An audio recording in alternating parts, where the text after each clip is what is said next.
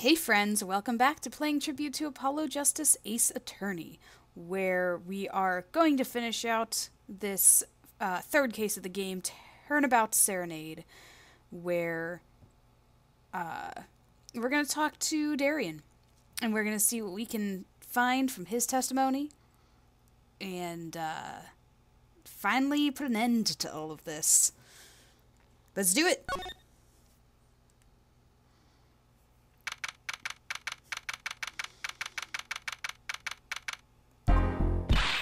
Apollo, I can't believe it! It really happened during the second act? And right in the middle of Lamroar's performance? Why, she was in that air vent. And that switch and the flaming guitar. When you link it all together, that's what you end up with. I knew you had what it took. Daddy! That's right. You believed in me? Not really. Huh? I just thought that'd make a cooler entrance than, say, hiya. Why do I even bother hoping? Where have you been lately, Daddy? You haven't been coming to the office at all. Sorry about that, Tracy. I'm on a secret mission. Secret? You mean like you're undercover? Like Mr. Lataus, only shorter and not as well dressed. Oh no, what if you're shot too, Daddy? Would I do a thing like that to you? Anyway, I'm off for a while again. Huh? You're leaving? Oh, one thing before I go. What? Good luck. Right.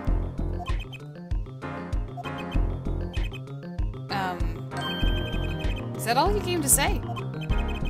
I think you have things pretty much under control. No good Machi to buy you off the hook, no doubt. Yeah, but you're after that detective, aren't you? Daryan Crescend. It won't be easy proving he did it. Especially not under the current court system. The current court system? What did Prosecutor Gavin say during the trial? Your case is based on one fragile assumption. Namely, that our Diva Divine is telling the truth. But what about all the proof? The brooch! The switch! A piece of jewelry and a lyrical blender. There are plenty of other ways to explain these things. The flaming guitar, too. All because you lack definitive proof of their connection to the case. But if the sultry songstress is lying, your case melts like butter in a frying pan, leaving behind the faintly singed scent of failure. So what do I do? Like I said, good luck. And be aware that it will be impossible to prove his guilt by conventional methods. Oh, that reminds me. I have something to give you from our detective friend. Detective Sky. Emma? Let's see. This bag of snacks here was meant for me. Ah, here it is. What are those, Daddy? They don't look like very good snacking material. They were found at the scene. Analysis of the fragments revealed traces of gunpowder. Gunpowder? Probably a firecracker or something similar, like the ones kids are into these days. These fragments were found under the sofa at the scene of the crime, actually. Under the sofa? And hey, Apollo! That's where we found that little device thingy. Right, this. And finally, some evidence that makes sense.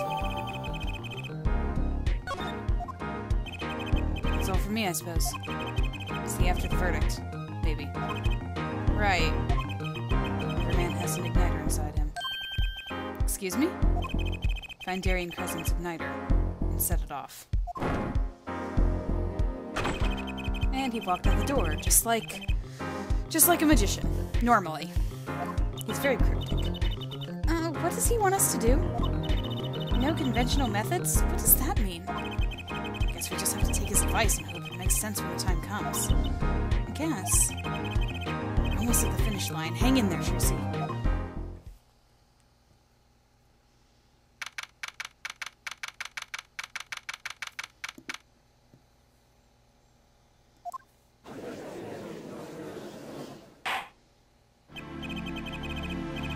Court is now back in session. Prosecutor Gavin, where is Detective Crescend?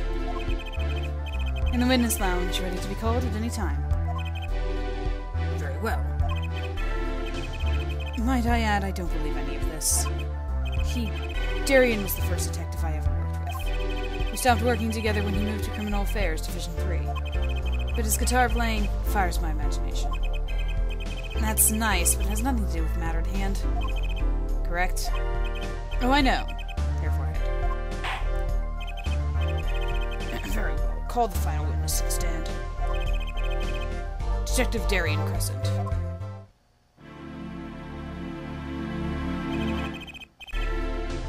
Name and occupation, please. Daryan Crescend. Detective, Criminal Affairs, Division 3. It's the International Affairs Division, for those of you who didn't know. And I'm a guitarist for the Gaviniers. Maybe you've heard of us.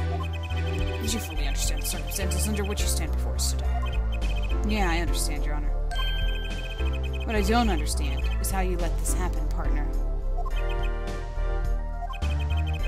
You gave me your word I wouldn't be standing here. Situations change, Daryan. And don't call me partner. So much for old friends. I see what you're doing, Daryan. You're pressing the prosecution. Your Honor, if we could begin the trial... Yes, it's high time we did. Let's hear your testimony. You may begin with your response to Lemuror's testimony. If, in fact, you have anything to say about it. Oh, I got plenty to say. Lying must be a national pastime in Virginia. And wherever you're from, Mr. Justice? Ha. Conventional methods are out the window, huh? Here goes nothing.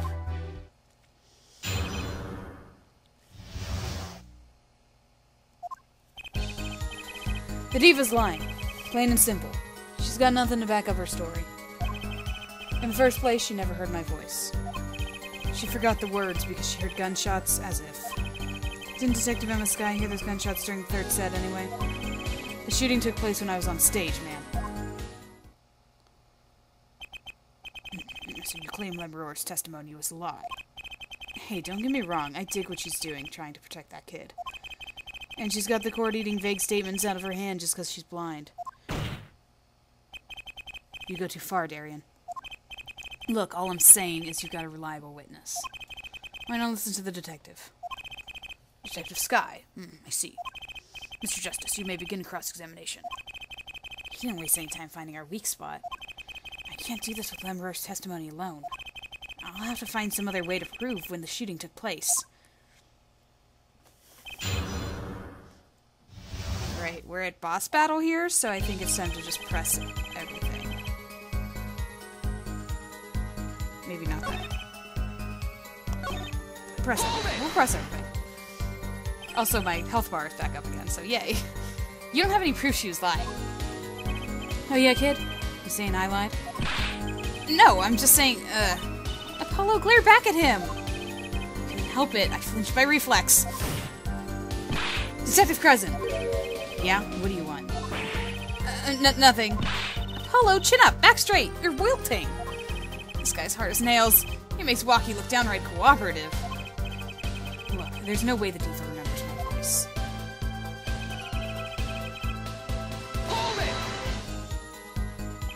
You never talked to her, even though you were playing in the same concert. Not a word, as far as I can recall. But weren't there planning sessions or something? Gavin took care of all that himself. Daryan wasn't involved in any of the meetings with her. So you can just go around remembering everyone's voice like that anyway. Only an idiot would believe that. Lemuror's hearing is very sensitive. She could remember him if she heard him, I'm sure of it. I just can't prove it. And I need proof.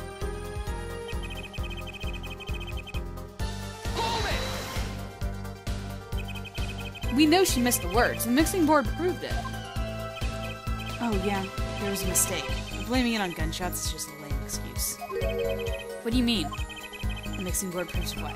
It proves there was a mistake in the song, a missed cue. So she just flubbed it up big time, that's all. She spins the story about a gunshot to protect the kid, and cover for her own goof. Man, have to hand it to her. She wasn't sticking it to me at the same time. Daryan, watch what you say. Lemuror is an artist. She just flubbed it up. There's no small accusation for a performer of her caliber. She got to you, alright. I can see it in your eyes. I I tell you, most of her stuff is so pretentious, it's way over my head. I'm detecting a rift in the Gavineer's ranks. Anyway, she's too close to the defendant. Her testimony can't be trusted. If you ask me, I'd go with Detective Sky's story at the drop of a pick.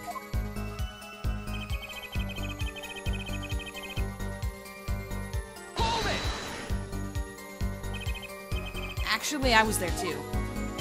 So I hear. Which means you heard them too, right? Gunshots. Yes. We heard gunshots. Neither I nor Emma actually saw the shooting, mind you. Guess you and Lemuel got the same excuse then. We know one thing for certain. There were gunshot-like sounds that emanated from that room during the third set. What we must determine is whether those sounds were actually gunshots. Machi heard them too. Remember he said he ran for the air duct when he heard them. So how do we figure out just what those gunshots during the third set were? I think we've already determined what they were. Could have been what the shooter wanted us to think.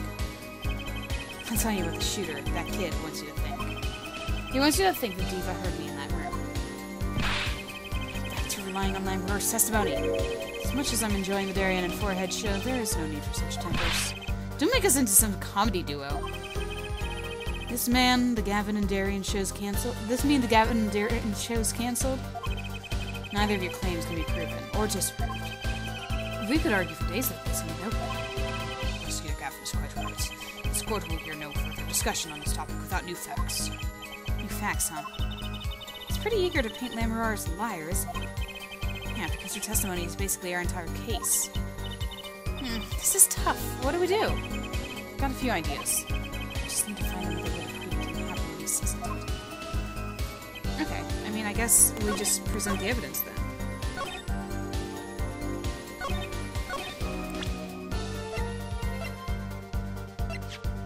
Right? Objection! I didn't think we'd use it so soon because we just got it. Some things were found at the crime scene after yesterday's trial. What things? The first was this small device. That's the remote-triggered igniter. Correct. And one more thing. What are those? The remains of something burnt? Not another guitar, I hope. Traces of gunpowder were found on these fragments. We have a report that it was something like a firecracker. Yeah. How did Gavin know about this? Oh, what? You think Detective Sky works for you? I received the report this morning, before coming here. That's when I made my decision, actually. What decision is this, Prosecutor Gavin? Register Daryan as a witness in today's trial. Just in case. This raises another possibility. Those gunshot-like sounds during the third set could have been 2 firecrackers rigged to go off by remote control. Haha! You got an active imagination, don't you? But you shouldn't say every little thing you think. Your explanation there sounds a bit too convenient to me. How so? So you're saying these firecrackers just happened to go off? Right when the 2 witnesses came walking by? Ha! That's right! Daryan was out on stage when it happened, Apollo. How would you know someone was backstage right then? If a firecracker goes off in the forest and there's no one there to hear, you get my drift. Why go through the trouble, man? Ugh. How do I explain this? You may not look it, but Daryan is a gifted detective. Show any weakness, and he's sure to find it. You may not look it, partner? Gee, thanks, man. That reminds me. I happened to pass through that very hallway several times that day myself. I saw something odd there just before the third set. Something odd? A headset, kind all the band staff members were wearing. That's right. We picked this up in front of the door to that dressing room. What if that headset wasn't dropped, but placed? And what if it was turned on? You could hear what was going on in that hallway. Even if you were out on the stage. Whose side are you on, Gavin? Listen to me, Daryan. There are no sides in a court of law. Which is why I now turn to you, Herr Forehead. I have a question for you. Huh? For me? The igniter and the burnt fragments that were found at the scene of the crime. certainly a possibility that they were part of a ruse to fake the sound of gunshots. Throw the headset from the hallway into the mix and you could fabricate an alibi. But we're still no closer to proving anything. Those gunshots might have been real or fake, we can't say. We've raised the possibility that the shots heard during the third set were faked. Now you need to prove the other half of the case. The other half? Look, I'll just tell him. He wants you to prove the thing went down in the second act, while our little piano player was on stage. That right, Gavin? Indeed. If you can't prove that, then to continue this cross-examination would be pointless. Well, Mr. Justice, can you prove the crime took place during the second set? Yeah, I think. You better know, Apollo, otherwise we're through. It can be proven. Make it sound like someone else is going to come along and do it for you. Let's continue with cross-examination then, shall we? Witness your testimony, if you would. This isn't going to be easy. I need some decisive proof and fast. Heh. You ready, kid? 'Cause I am.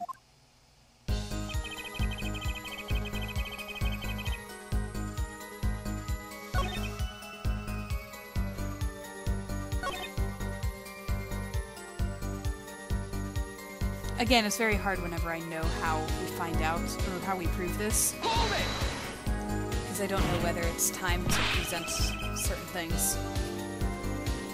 Because it's telling me... Yeah. But the gunshots heard during the third set could have been... What? Some kind of setup? I've heard that one before. You need proof, Apollo. We need to prove that the shooting took place during the second set. Well, if you know how to do that, I'm all ears. Maybe the gunshots are the key after all. Okay, she's hinting that I'm right in what I'm supposed to present. What do you mean? Well, then Roar said she heard them, right? Right in the middle of her illusion, when she was up above the ceiling. When she forgot the words of the song, yeah. If you can prove the gun was shot right when she missed those lyrics. We're home free, I think. True. Not easy, but true. Is there some way to prove that? Let's take a look through our evidence. Maybe there's something in there. Hey, aren't you supposed to be cross-examining me? Try to refrain from private discussions during cross-examination, Mr. Justice. Right, Your Honor. Sorry. So let me take a quick look through the court record. He's pretty eager to paint Lemur as a liar. Okay. Alright, so we need to prove that the gunshots happened during the second set. We're going to lean on the fact that Lemur heard them. So if she heard them, then they were loud enough to be heard. Objection! Seems there was clear proof left behind. Right here in Lemur's song. Her song. What exactly is this device thingy? A new variety of gramophone, perhaps? Come on, we just use this, and don't get me started on gramophone. This device was used to record the performance part by part. You move the sliders to adjust the volume. Each instrument is adjustable separately, Lemur's voice included. Oh, what is this proof? According to Lemur's testimony, at the moment of the shooting, she forgot the words to the song. Ah, you intend to examine the recording at that moment, yeah? We might even hear those gunshots. Exactly. Huh, ridiculous. Oh, then why you look so nervous, buddy? How are you supposed to hear gunshots back in that dressing room out on stage? Have you forgotten, Daryan? We were all wearing these headsets. We were all deeply involved in our performance. But Lemur's headset would have picked up what she heard all the same. Then let's get to analyzing that recording. Right now! Lemur stopped singing when she heard the shots fired. Find that spot, and I'll find the gunshots. Here we go.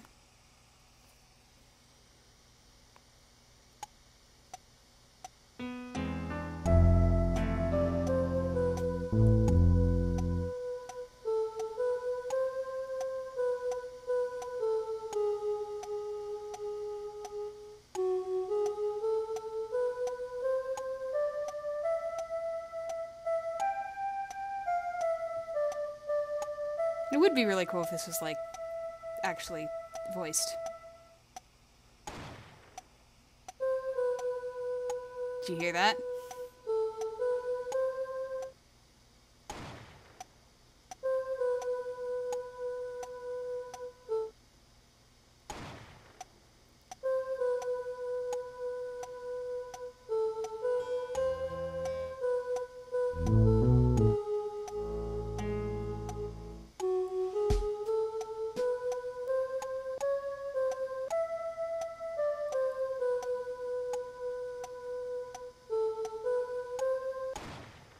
Oh, right, I'm supposed to press the number. Sorry.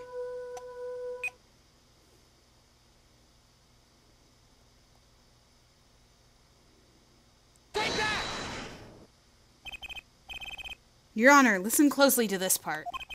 This is the track with Lemurer's vocals. Away the keys, my heart held on to so tight.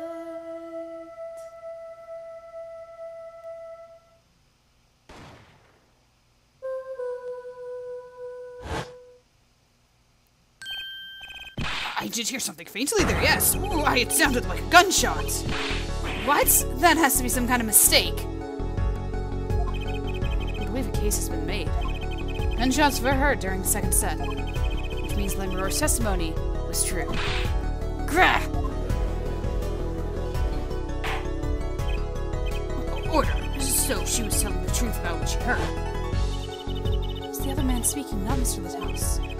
Well, what did he say? It's over. Press the switch now. Just after that, there was a gunshot, and then the guitar caught on fire. Detective Crescend, you weren't on stage during the second set. You could have done it. But why did we only hear one gunshot on the recording? Were 2 bullets fired from this weapon? Lemurer was moving through the air vent, Your Honor. She must not have been close enough for her mic to catch the first shot. But then as she passed over the dressing room, the gun fired again, and Mr. Litthouse's life was taken. Well, Detective Crescend? Once again, I am reminded of something. Our performance that day. Your performance? Seeing the mixing board jogged my memory. Look further too, Herr Forehead.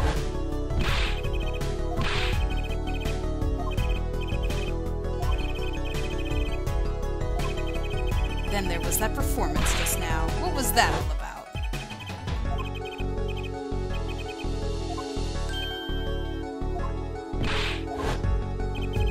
I thought it strange at the time. How could you miss such a simple cue? I know you. I know how you play. You're better than that. Yeah, well, why?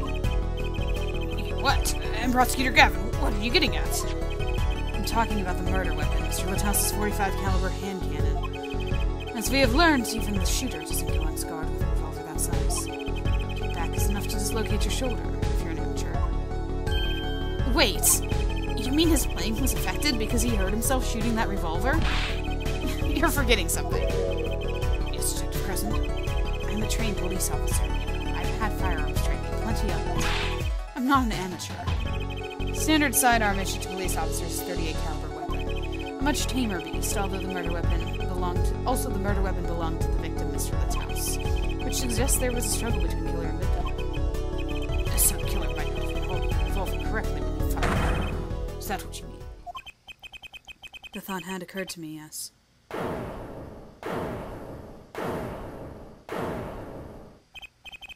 Well, does the witness have anything to say to this?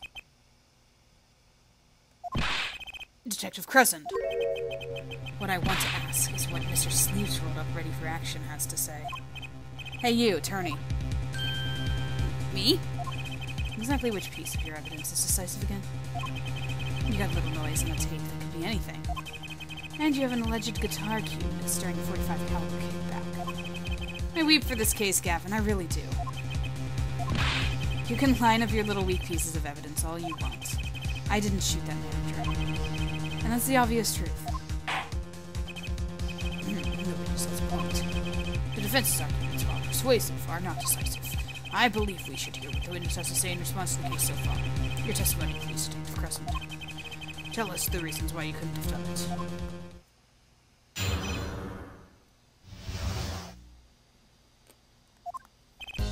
Come on, why would I even want to kill that manager? You want a reason? Easy.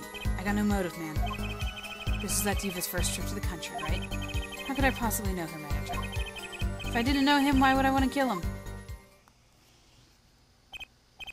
A simple reason, indeed. Prosecutor Gaffin, is it the case that Mr. Litthouse had not been in our country before? According to our records, yes, not even once. I see. Very well. Mr. Justice, you may begin the cross-examination. Great! Now I need to find a motive.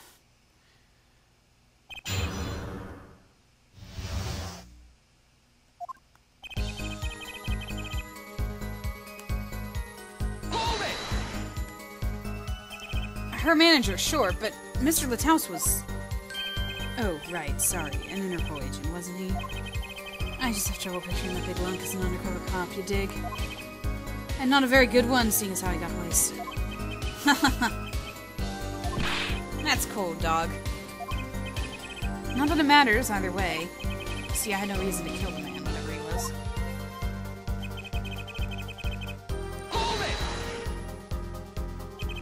But that's the same for Machi. No motive was proven for him. Come on, he travels around the world with that old fart. He had plenty of time to come up with a motive on his own. More than I sure did. I mean, think about it.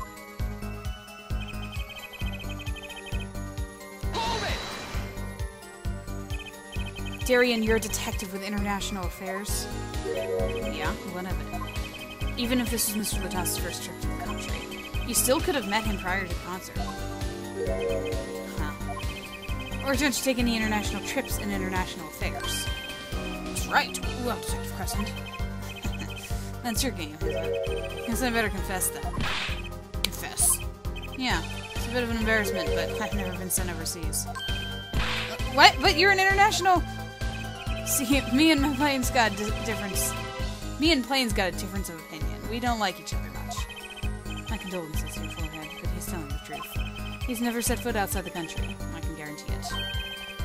As it turns out, my division had plenty of work to do locally as well. That's so unfair.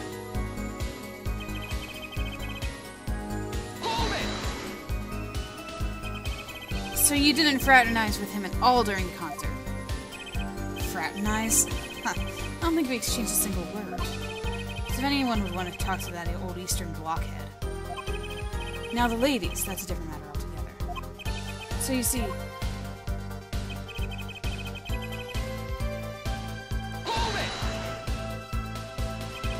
You sure about that? What? Wipe that look off your face before I do it for you. Listen, you try throwing out one of your wild accusations, I'll throw it back at you so hard you forget what you're accusing of what. Your forehead, perhaps it's best you got your evidence to the talking now. Huh. Man, what evidence? That's what I want to know. So he's using his motive question as ammunition, huh? Well, I've got ammunition too. Evidence. Well, Apollo's confident.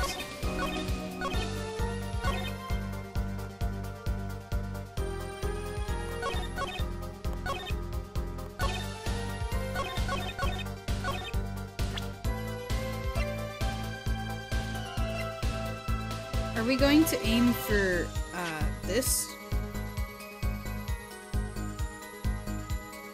Being the motive? Because clearly there is something going on with this, and with him being the Interpol agent and all that stuff. Objection! Guess so. Your Honor, take a look at this. What is that? Looks like candy. It's not. Don't lick it, please. Detective Crescend, ever seen this? Looks like a piece of candy. What it is evidence. Don't lick it before you try it. Specifically, this is a replica of a cocoon. It's found among the victim's belongings. A cocoon? Never seen one that color. It's a variety only found in the Republic of Virginia. Nowhere else. Alright, what is this cocoon replica doing in my courtroom? Surely this has nothing to do with motive for killing Mr. Litthouse. Does it? It does. Wait, I think it does. It sounds so confident, man. A cocoon. Is it one of those silky cocoons? The kind that you can make silk out of? Not this one. This cocoon makes a powerful curative. A curative? For what? Apparently it's the most efficacious at treating a disease though thought incurable. It's the only medicine of its kind. However, it is illegal to take one of these healing cocoons out of Virginia. Whatever for? If it's such a miracle cure, why not share it with the world? Yeah, that's what I've been wondering.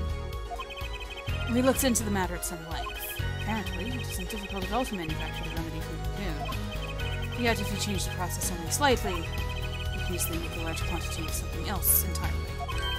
A deadly poison. What? There was an incident several years ago when some of these got into the black market. It caused quite the commotion with the local community, though the media was kept largely unaware. Intriguing. All this has led to a strict ban on the cocoon's export. One rigidly enforced by Interpol, among others. Interpol? Right. The victim, Romain Lothaus, was an Interpol agent. Detective Crescent, you insist on referring to him as a manager. But that is misleading. Romain Lothaus wasn't killed as a manager. He was killed as an undercover agent. So I was trying to smuggle this gumball into the country? That what you're trying to say? I'm saying that could well be a motive for murder. Oh, so I was going to sell it to the black market and make myself a pretty penny? Ridiculous. I mean, totally unthinkable. Unthinkable, you say? Why? Perhaps it's time for another testimony about the smuggling of cocoons business. All the testimonies! Bring 'em on! International Affairs got a memo about these cocoons. Interpol's all hot and bothered about them. Can't sell them on the black market. Too dangerous. Yeah, cocoon smuggling ain't exactly lucrative anymore. Man, I'm in International Affairs. I know the deal. Indeed. Interpol wanted these cocoons bad enough to send Mr. Lothaus undercover. You kids think of the craziest things. But no way am I going to risk life and a limb just to get my hands on some dirty cocoon money. Not the most noble of statements, but duly noted. According to reports, these cocoons top Interpol's list. Selling them to an underground organization would be risky. Very well, you may begin the cross-examination. It's the only motive I've got. He was up to something, and I'm going to find out what.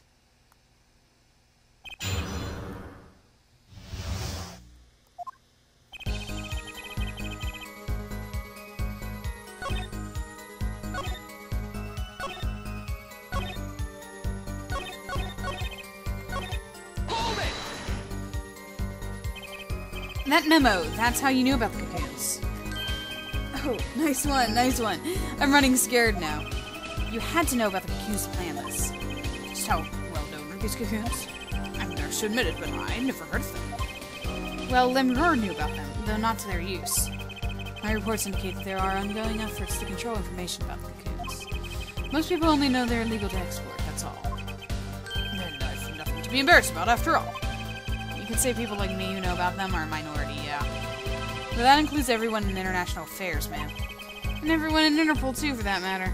Yeah.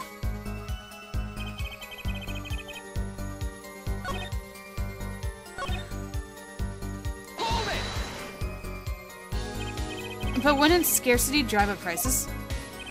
Yeah, and attention. Every gangster and his brother would want a piece of that action. They turn your forehead into Swiss cheese before you could say objection. Maybe we could get them to cut his hair, too. Is that trial here again? Man, you're so obviously know nothing about the market. Man, that's a bad thing? Don't even try to mess with me about this stuff.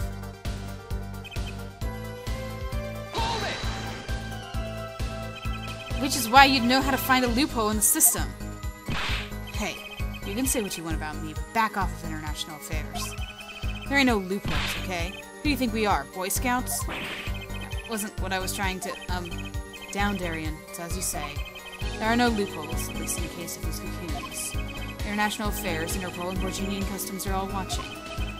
See, we know what we're doing. Not like some yipping little doggies that lap up every word that Diva says.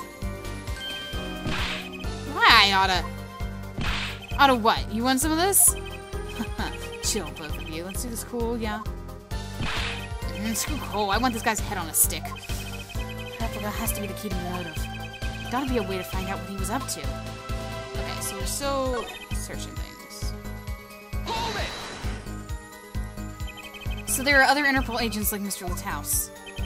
All over the world, likely. Keep undercover, most of them. That's why these cocoons are too hot for the black market. You don't want Interpol sniffing through your wares. Most come to the conclusion that... Can't sell them on the black market. Dangerous?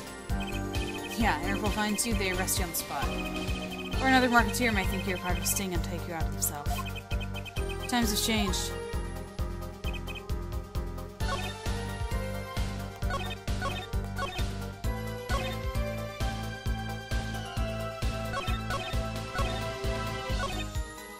Hold it!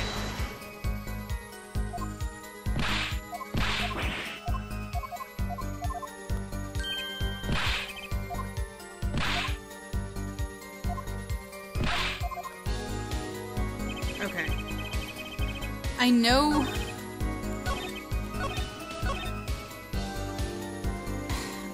I know the reason. I just don't know where to present it.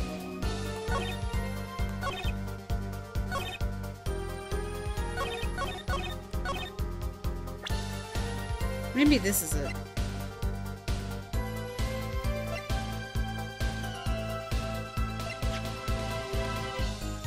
Objection! No, it does not.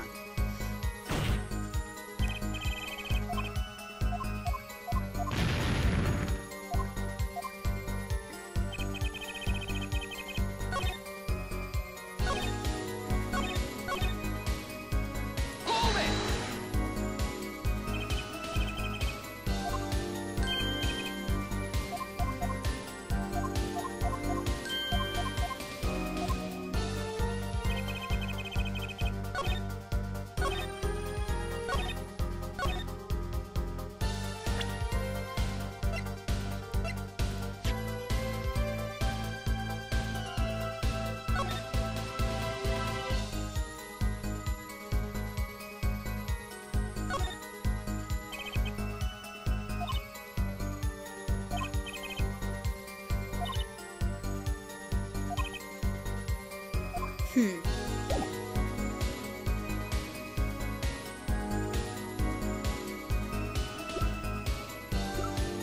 It's not about it being lucrative.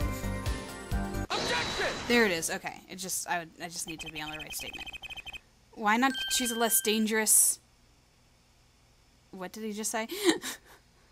Option? I would. How clueless are you? Everyone in the market's everyone in the market's dangerous. The second they found out I was a cop, I would kiss my keister goodbye. Or I sell it to a black market buyer. How about someone like this? That article that's about the Chief Justice's... A deadly poison can be extracted from the cocoon, but so can a cure. And not a cure for just any disease. A cure for incuritis. Incuritis? I've heard of that somewhere. I went to visit a victim of the disease this morning. Aha! Why, that's the disease the Chief Justice's son has. You weren't saying. Our witness is a detective. He would have contact with the Chief Justice. You are saying? The Chief Justice would never deal in contraband. Not even to save his own son's life. But even if the deal went through, why, it'd be an international scandal. That's Detective Crescent's insurance. If word ever got out, the one with his neck on the line would be the Chief Justice. Detective Crescent, is this true? First I'm a murderer, now I'm a smuggler. How many crimes are you trying to pin on me, anyway? Distasteful as it is to think about the Chief Justice were the buyer, a wise seller couldn't hope for a better deal.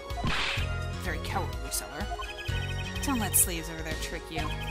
So I made a deal with the Chief Justice. Where's your proof? Well, oh yeah, and you're forgetting one other important thing.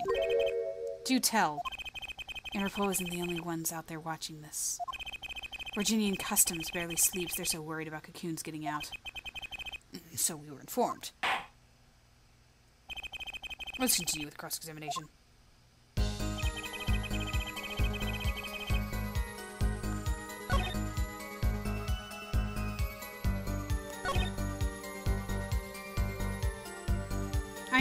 I know a way. which also explains another event of this case. Sorry, let me read this for you. Virginian customs is very thorough. Everything and everyone gets checked. Cocoon possession will get you arrested on the spot and then sentenced to death. Hey man, if there's a way to get cocoons out of there, I'd sure like to know. Objection! Actually, there is one way. What? One way to get something out of the country, no checks. What is it? You become a prosecutor. A prosecutor? Ah! I don't believe it. Believe it, Prosecutor Gavin. What was it that you told me yesterday at your office? It was a beautiful instrument. It was played lovingly for many years. Guitar befitting a woman like Lammermoor. How did it end up here? You mentioned how much I enjoyed playing it that night, and she made a present of it. So this guitar is from Virginia? This is. We couldn't carry it on the plane, which changes the air pressure and humidity in the wood. So we vacuum packed it in Lammermoor's studio. There's a special shipping service available to me for transporting evidence. They brought it right up to my office for me. Pristine and untouched. Did I get that right, Prosecutor Gavin? Untouched. Quite. The guitar was wrapped in several sheets and vacuum packed in Virginia. The pack was untouched until the day of the concert. Are you saying that guitar was... With cocoons this small, it would have been very easy. To use your guitar as a mule to smuggle a cocoon out of Virginia. What? Which reminds me, Prosecutor Gavin, that guitar has some work done on it recently, right? Work? Good memory, hair forehead. You know how guitars have a round hole in the front? It's called the sound hole. I found something attached to the wood just inside the hole. A broken device.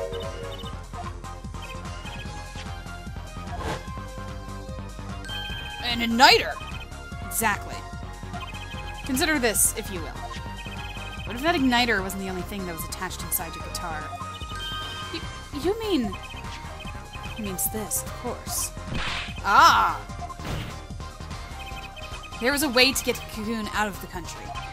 They could use Picky Prosecutor Gavin's privileged guitar as a mule. And who better to do that than someone with access?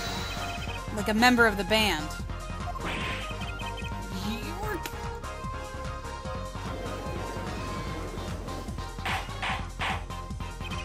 Order! Order! So the igniter was placed in there for a clear reason, it seems. It was a safety precaution. Precaution? Hair forehead. At last it all comes together. Every strange thing that happened that day. Care to review? Maestro, the gentle sounds of Lammermoor's ballad, if you please. First, my keys were stolen, a harmless misdemeanor, which forced me to break the lock on my guitar case.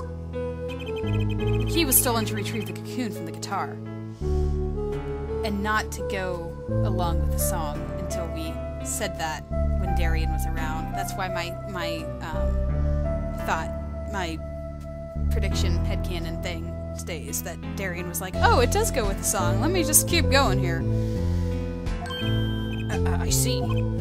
But things didn't go so well. The smuggler wasn't counting on the guitar being wrapped. Only a member of the band could get near that case. And wrapping the guitar would raise too many suspicions. Then the concert began. Right about this time, a very large problem presented itself to the smuggler. What's that? Mr. Litthouse. Ah. Mr. Litthouse, an undercover agent, was onto something. He would have known about the guitar. He'd only have to check the shipping records. So, Mr. Litthouse tried to examine the guitar himself. If the cocoon were confiscated then, the gig would be up. The only thing left for the smuggler to do was get rid of the whole lot.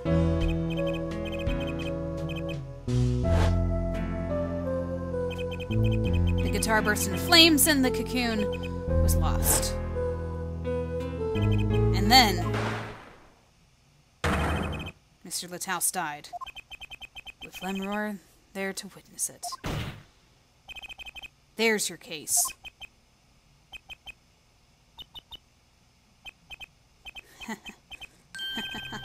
Brilliant, man. Crescend. I gotta know, you make all that up on the fly? Or made of story? It makes a great deal of sense, Daryan. The Republic of Virginia. Sorry, man, but I haven't even been there. True, you haven't. Ha! Let's see you make up a story for that, kid. How'd I hide the cocoon in the first place, huh? It's not so hard to imagine. You had help. A Virginian accomplice. That's all. That you had an accomplice is clear from the start.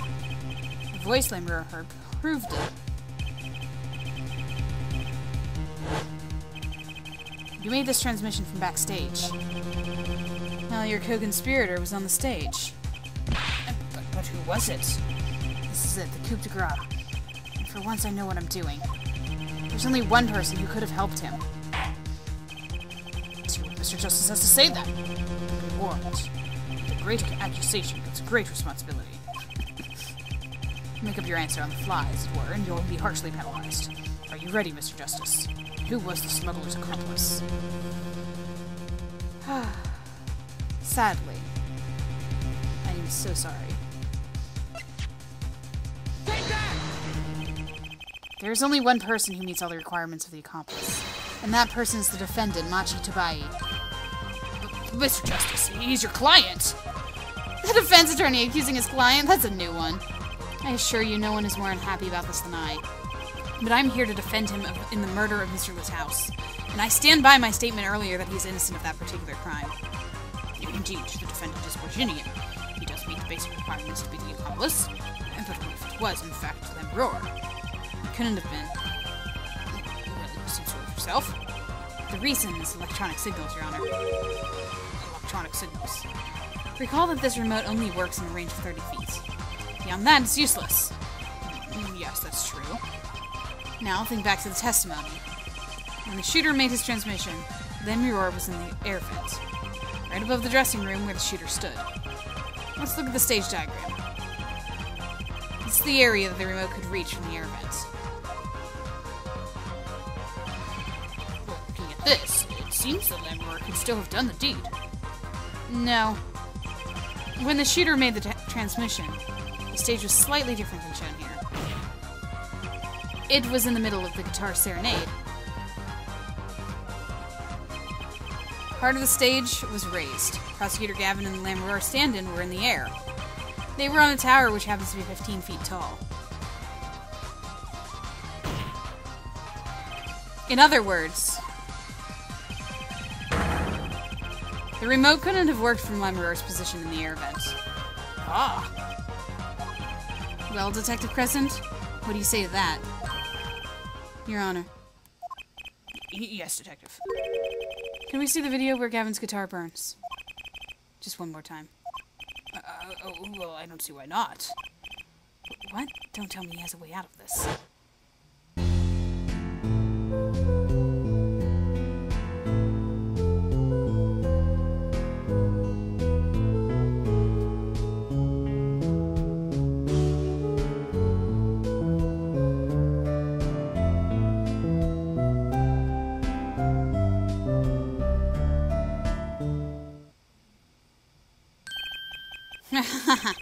Too bad, so sad, punk. Punk! First you were sleeves, then kid, now punk? You're losing rank fast, Apollo. What exactly were we supposed to see in this video? The problem isn't in what we see, correct, Daryan? Right. It's in what you hear. We are musicians, after all. Care to explain for the non-musicians? Sure thing, punk. Let me get your yarn straight first. You're saying I ordered the Wii pianist to set off that igniter? That right? Yes? Well, in order to do that, he would have had to press a switch. Am I right? Okay. Well, take another listen. Pay attention to the piano. Piano? Do we need to bring out the switchboard again?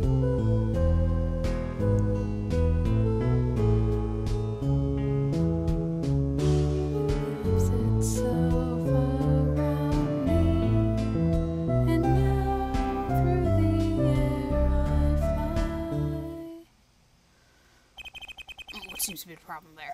And the piano sounded just fine. And that's the problem, man. You still don't get it. Ah. Yeah, how's he supposed to hit that switch if he's playing? You got Miss Diva, guitar, the bass, the piano, and the drums. The only one with her hands free was the Diva. I'm Aurora. But according to you, she couldn't have been the accomplice, could she? Your accomplice would have had a hard time helping out. If they couldn't even press a switch. Ugh.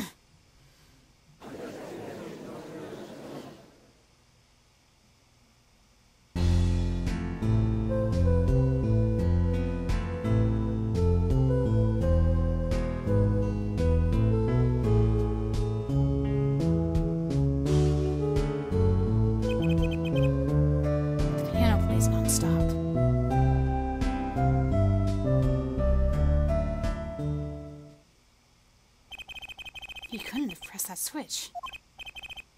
Well, Mr. Justice, the piano does seem to be playing with the guitar when the guitar catches fire. Well, it's okay. We all make mistakes sometimes. Apollo, were you wrong? I can't be wrong. Everything makes perfect sense. How could it all just... Strange. What's strange? No, it's just... Something's odd about the performance there. Odd? Mr. Justice, if Machi Tabai didn't press the switch, then he could not be the accomplice you claim he is. But everything points to it! Every fact says he's the accomplice! You got the facts wrong, man. Here's some facts for you. Gavin's guitar is on fire, but the pianist didn't press that switch. In other words, your story is full of holes. Mr. Justice, let's hear your final opinion on this matter now. Was the defendant, Machi Tabai, the accomplice? Your answer will reflect on everything you've said here. Give it some thought. Apollo, if Machi's not the accomplice, then our whole case is ruined. I know that. It has to be him. He was the only one who could have helped the smuggler. He had to have pressed that switch. Well, better find a way to prove it. What do I do? What do I do? There has to be something that doesn't fit. Something odd. Something odd. Wait a second. What? You thought of something? What was Gavin saying just now? There was something strange in the performance?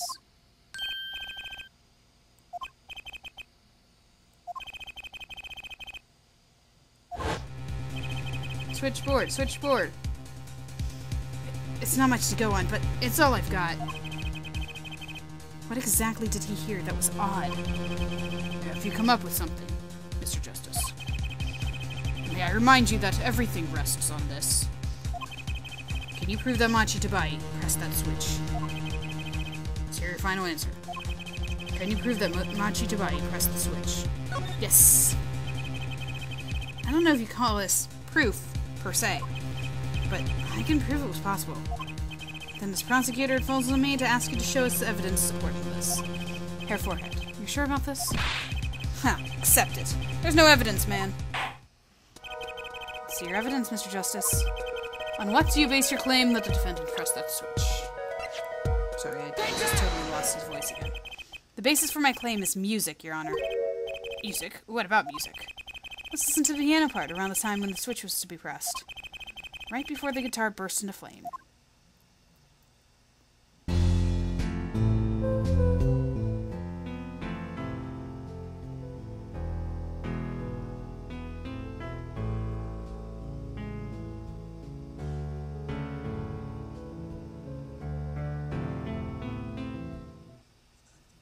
I hear a piano being played. But doesn't it sound kind of simple? Simple? Oh, I think I know what he's suggesting. You think Machi could have played that part with one hand. One hand? He only needed one hand to press that switch. He could play the piano with the other. Ha! So you're kind of piano savant. Actually no. Then what do you know? You can't play a part like that with one hand. Maybe I don't know what I'm talking about here. Wait, I know. Oh, sorry, that's Apollo. Wait, I know. Hey, Tracy. Yeah? You got something? Mr. Wright, your father. He's a pianist. Could he... Oh, Daddy? He couldn't play a part like that even if he had 3 hands. So sorry, it says that for you. No, not really. Huh? That was just the easy way to prove it. There's always the hard way. Man, how are you going to prove whether he played with a thin hand or two? You can't. I admit it will be rather difficult to prove, but it's highly likely he was playing with one hand. How do you know that? Clue is what Prosecutor Gavin described as sounding odd. What sounded odd? I bet we can tell by listening to a certain part of the song. No way.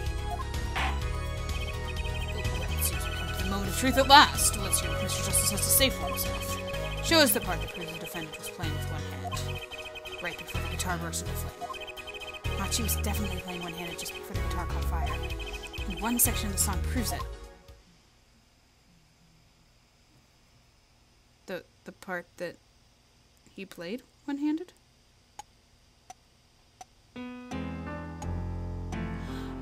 Oh! Because it was a verse.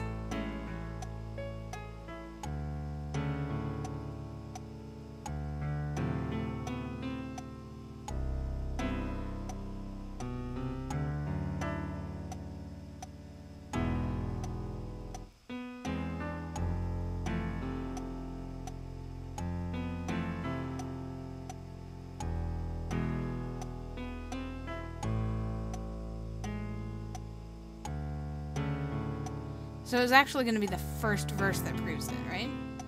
Because this happened during the second verse?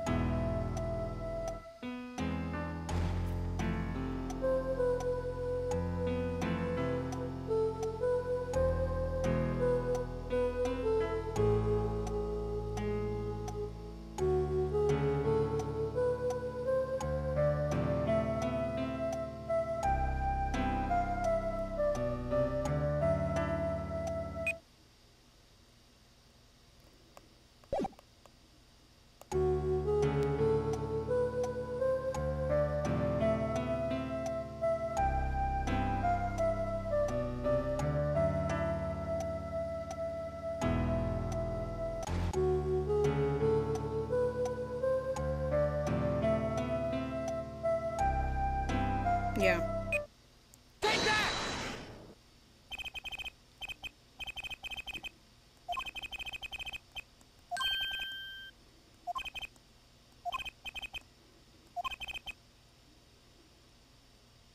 Press in the first half of the second verse. Oh, okay, sorry. I think I can find it. First half of the second verse. So, it's this one. Take that! Prosecutor Gavin, I'm sure you've realized by now just what it was that sounded odd to you.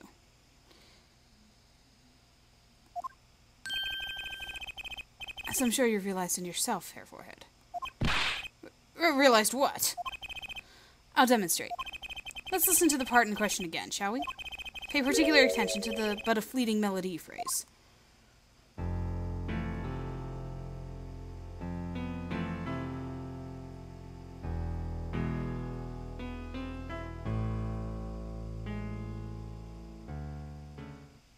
Yeah. Man, how many times do we have to listen to the same thing? You're right. Enough of that. Let's listen to another section, shall we? Another section? The guitar bursts into flame at the end of the second verse. Let's listen to the same spot in the first verse. Pay attention to the O that night in your embrace.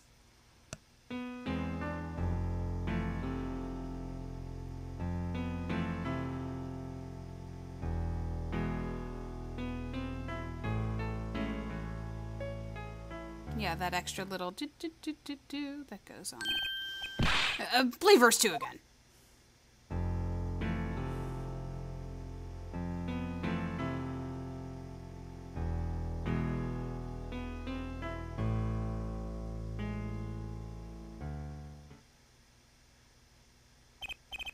They feel the same, true, but they're clearly very different. What? Well put, Your Honor. The phrase in verse 2 is quite simple, but the same phrase in verse 1 has higher and low notes. You'd have to use 2 hands to play that for sure. Ah. What's that proof? I would think you'd know that by now. This is why I hate dealing with amateurs, man. So the 2 verses are different arrangements. Happens all the time. Not this time, Daryan. There's no point in changing an arrangement if you can't hear it clearly. And that wasn't the point. I had him play specifically so that the piano would stay in the background. That was what I noticed. Why should the same phrase sound slightly different? I asked myself. Now ask yourselves why Machi changed how he played. And there is only one answer. He needed a free hand in order to press the switch. Ugh.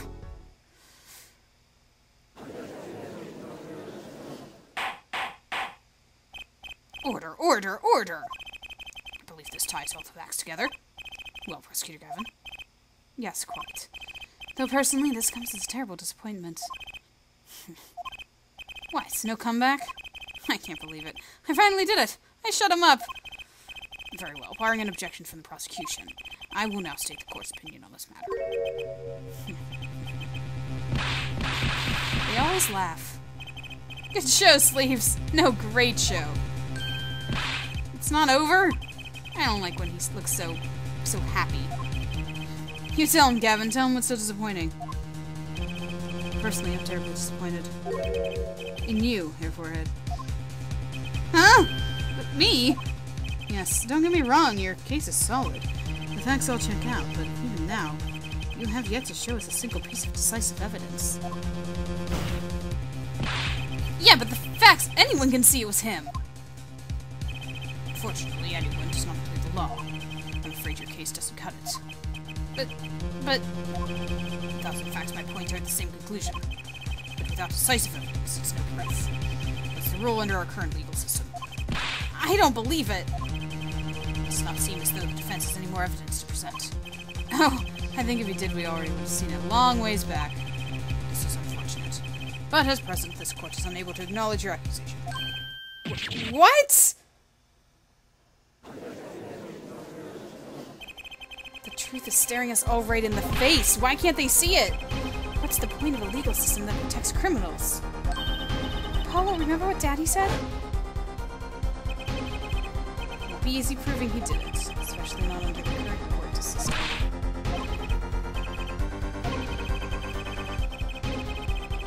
It'd be impossible to prove his guilt by conventional methods. Every man has an igniter. Find Daryan Crescend's igniter. I wonder what he meant by every man's igniter. I think he just meant a weak spot, no? The kind of thing that a single spark could turn into a wildfire of emotion? I won't be able to press him further by conventional means. I've got to find a weak spot in the sky. Something fatal. So can I get back to work now or what? It may look like I got a lot of time on my hands, but I got no more time to think attempt with this deadly crime. But, Mr. Justice, we've come this far without decisive evidence. This witness won't be coming back to the stand once we do that. Every man has an igniter. Huh? Didn't you say the better the guitar, the brighter it burns, Prosecutor Gavin? Huh, yes. Good guitars are kept dry, is why. And proves the best sound. Provides the best sound. Even a small spark could cause irreparable damage. Irreparable damage. I don't know why I pronounced it like that. Your plan has an igniter in it too, Detective. It was there from the very beginning. What? Fighting time, Justice. If you blow this one, it'll be out of your hands for good. Go for it, Apollo. What, and this igniter's supposed to come and burn me up? That's almost poetic there, Mr. Attorney. All the better. I'm rather fond of poetry. And I intend to hear this one through to the very end. Herr Forehead, you are accusing this man, Daryan Crescend, of 2 crimes. The murder of Mr. Litthouse and the smuggling of Virginian cocoon. This is your last chance to prove your case. This trial has already run on for too long. Mr. Justice, this will be my last warning. The moment this igniter force turns out to be a dud is the moment this cross-examination ends. Understood? Yes, Your Honor. Let's have it. Shows the basis for these accusations against Daryan Crescend. Okay, this is really my last chance. The key that will take apart Daryan Crescend's plan is...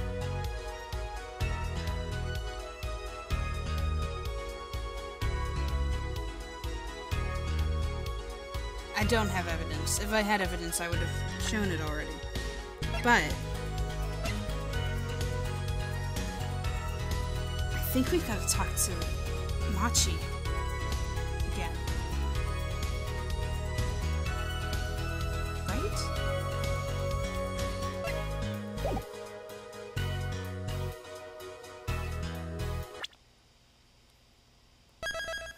Just be safe. You know, in case they shut the door on me after I, you know, fail. Your igniter isn't a piece of evidence. So what is? It's true that I couldn't show decisive evidence. But perhaps what I needed to prove my case was something else. You mean a witness? Proving his guilt is a tall order. But I'm not just the person to do it. Very well, Mr. Justice. Who is this person who can prove Daryan Crescend's guilt? Take that!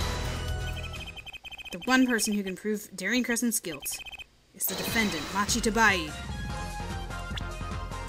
Oh yeah, back in the running. Turns out he isn't blind and can understand it. Your client again? Yep, he's the linchpin here.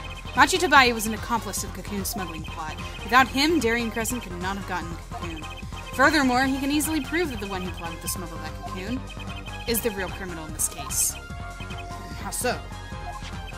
It would require just one of the very cocoons Mr. Litthouse is looking for. With the cooperation of the Republic of Virginia, we could burn a cocoon.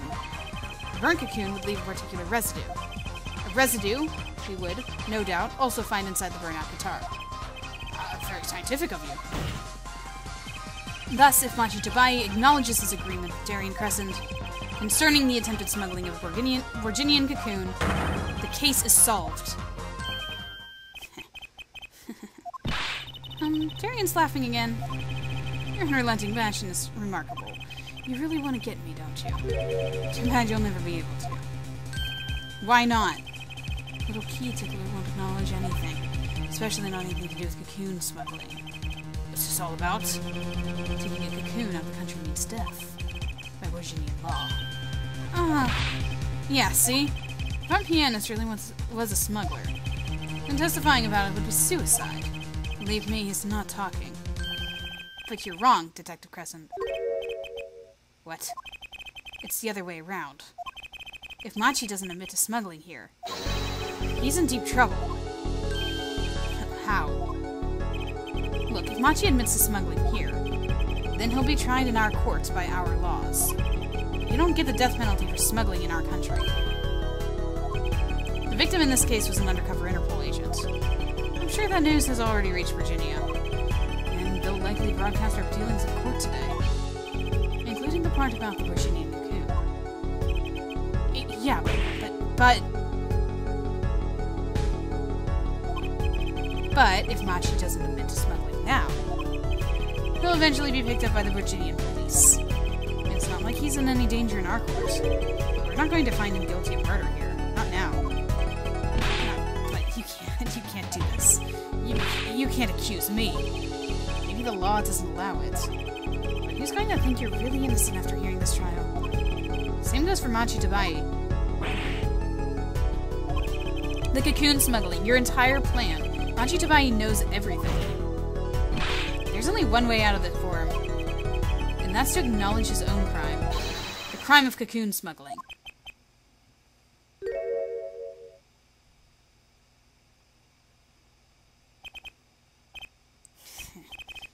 Don't worry there. I'll get I'll get you out of the country. I'll set you up someplace. Hidden mansion? Real nice. You want a house made out of cookies? Or no, a house made out of pianos. Come on. Please. Don't talk!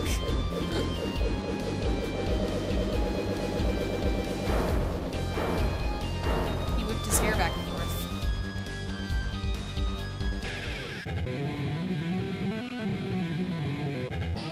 A real headbanger. Daryan. I consider that my last session with you. We rocked. I'm guessing we can treat that outburst as a confession. Uh-oh, he's laughing again. There's a kind of sick desperation in it now, though.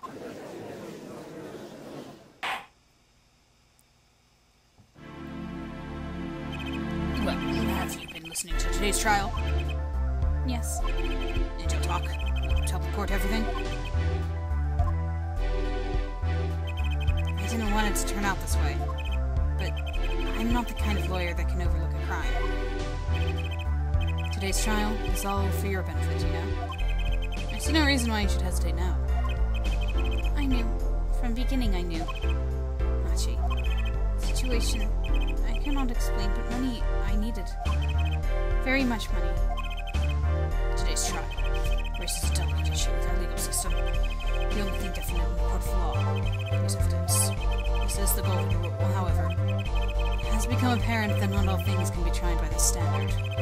Should another case of this sort surface, you may have to consider an alternate system by which to administer justice. Anyway, Mr. Machi Tabai. Yes? I promise you will receive a fair trial by the laws of our country. And with regards to the current charges for the murder of Mr. Lutaus, this court is prepared to announce a verdict. Aw.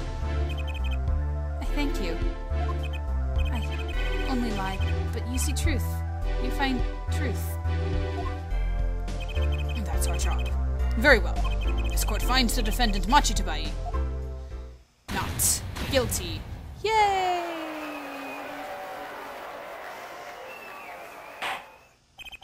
Court is adjourned.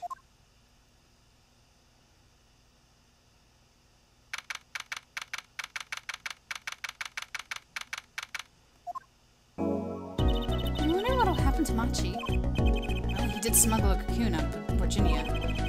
I guess there'll be another trial here. All's well that ends well.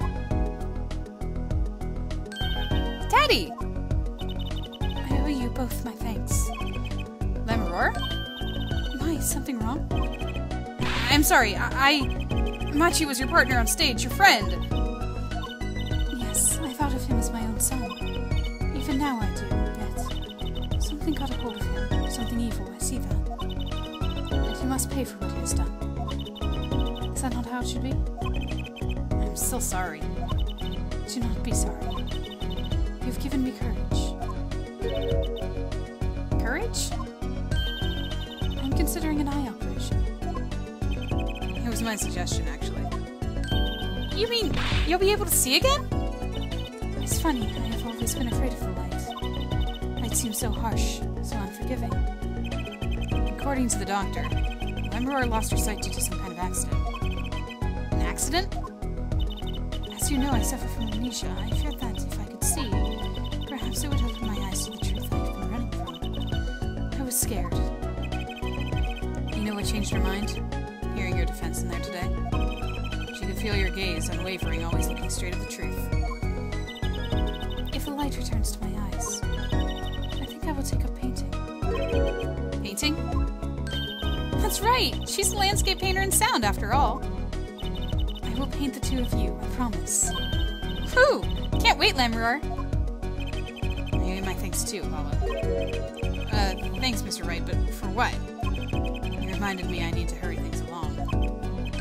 On my secret mission, that is. Right, your secret mission.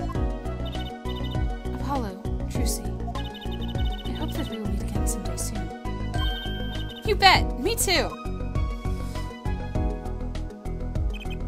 And so, like a ballad, the trial flowed on until it came to the end. Thanks to the trial, the guitar serenade was a huge hit. Prosecutor Gavin's even more dazzling to look at now. But there's there's something I want to say to that guy. Next time you write a ballad, have them catch the killer at the end. That's cute.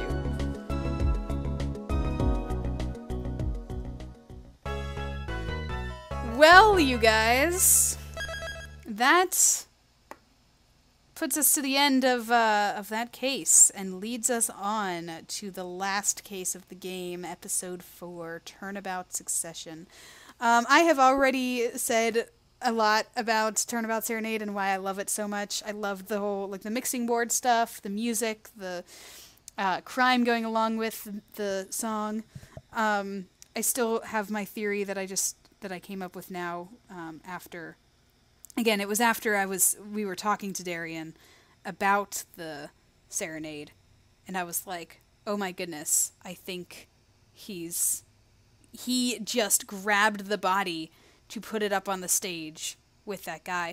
I don't know why he put Machi up there too, honestly. Like, was it his plan from the start to frame him? I'm not sure. Like, what was Machi doing in there whenever that all happened and he heard the fake gunshots and then scurried up the ladder? I totally forgot that he was there, that Machi was there. I forgot that was a thing, because whenever his fingerprints were on the vent, I was like, wait, really? Why were they up there? But yeah, so it's a cool case. I like it, and the characters are it's fun to see Gavin in his element with the Rockstar gig and stuff. He's an interesting adversary. He is definitely nicer.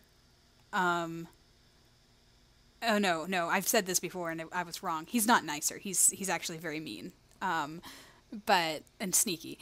But he's going for the truth.